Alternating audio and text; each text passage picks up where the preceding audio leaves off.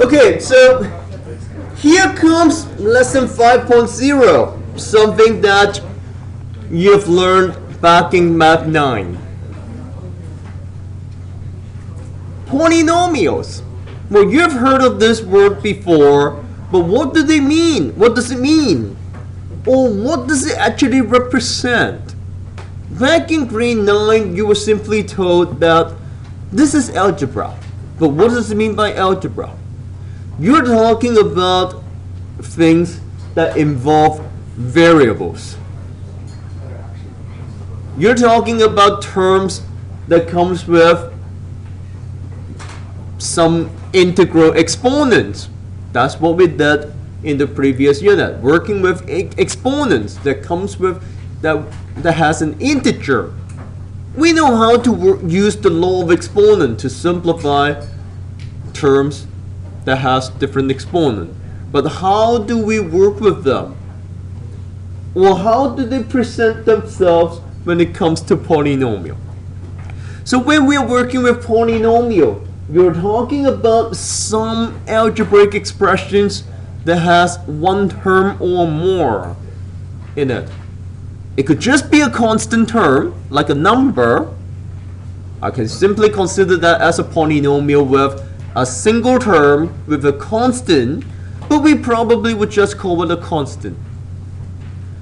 You can also see your polynomial having a single term with a variable like x, or 3y squared, or 7x squared y.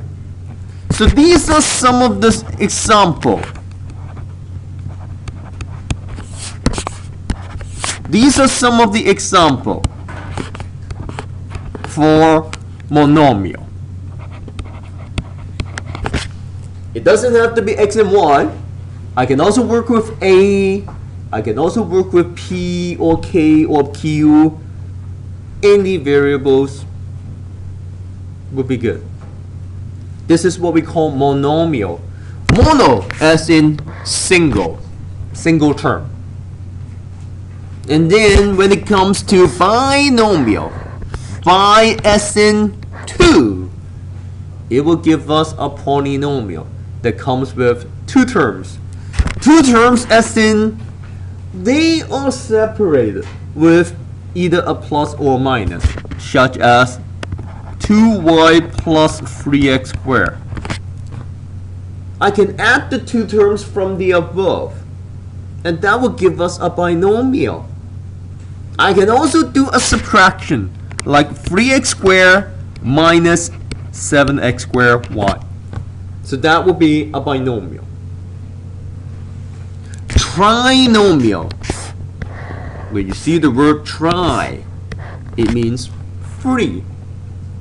So when you are adding 3 terms together, or adding or subtracting somewhere in between, this is what we call a trinomial. So here is one example here.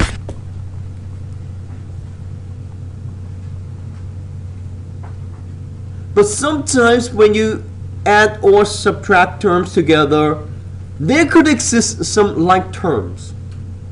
What does it mean by like terms? You're talking about terms that come with the same variable with the same exponent. So for the 3 examples that I have, yeah, they may have some of the variables being the same, but they don't have the same exponent. These 3 terms are not like terms. In order for terms to be like terms, I may probably need to add one extra term, such as 7x squared. That will be like terms with 3x squared. Or if I have 5y, then that will be like terms with 2y. They want to have the same exponent.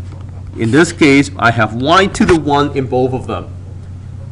The 2y and 5y comes with the same variable, with the same exponent. They have a different coefficient, the 2 and 5. Those numbers in front of each terms are called coefficient. And when you are grouping like terms together, you will either add or subtract the coefficient of these like terms. There are different ways to describe your polynomial. Instead of calling them monomial, binomial, trinomial, or simply a general polynomial, I can consider using their degree to decide the type of polynomial you're working with. When you want to describe the degree of a polynomial, you want to make use of the exponent in your polynomial.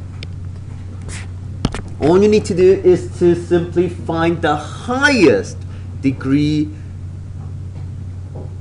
in your polynomial, and that would be the degree for the entire polynomial. So here, first of all, in example number 1, let me use an example to describe how we can decide the type of polynomial and the degree of polynomial.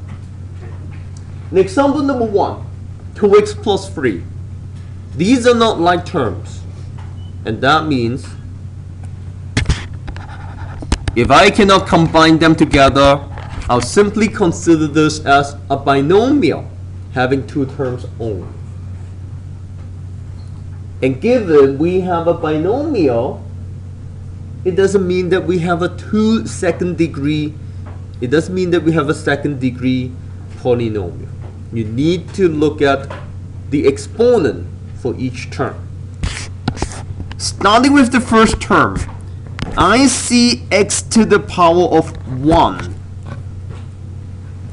And then for the second term, this is a constant that comes with x to the power of 0. In this example,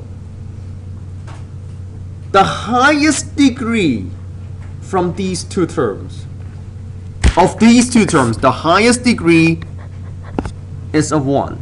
And that means we will call it a first degree polynomial.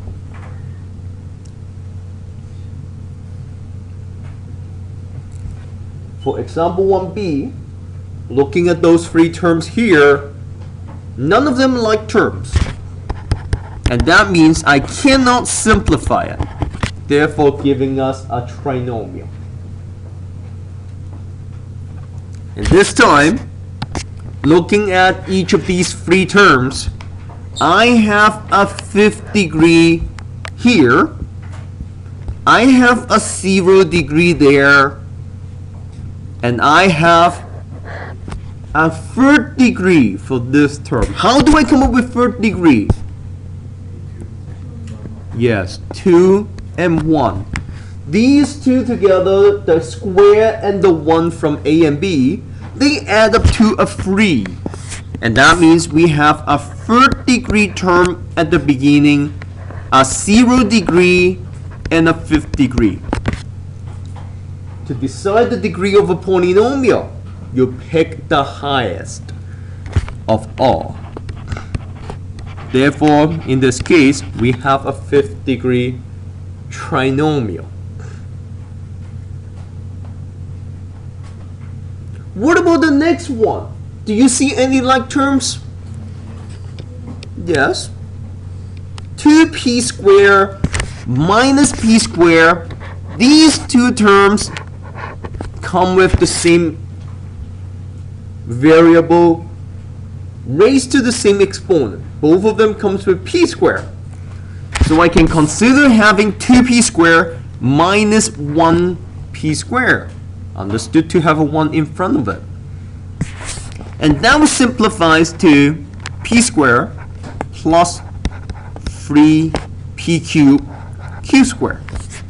We end up getting a binomial, even though we have 3 terms to start with. And looking at the exponent for each term, here is a 2, 2nd degree, And here altogether we have a fifth degree for this term. We have a second degree, we have a fifth degree, and the highest of all will give us a fifth degree polynomial.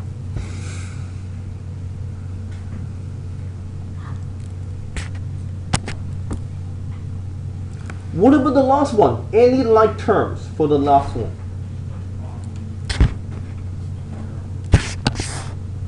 Are they the same? Yes. Yes. We have a square for x, and we have a single y as well. They give us the same variable, each raised to the same exponent. So I can now simplify these two terms, bring them together, turn it into negative 6x squared y, plus 3, plus 5x squared y squared. And with a trinomial, with three terms here, we call it a trinomial. And now for the degree.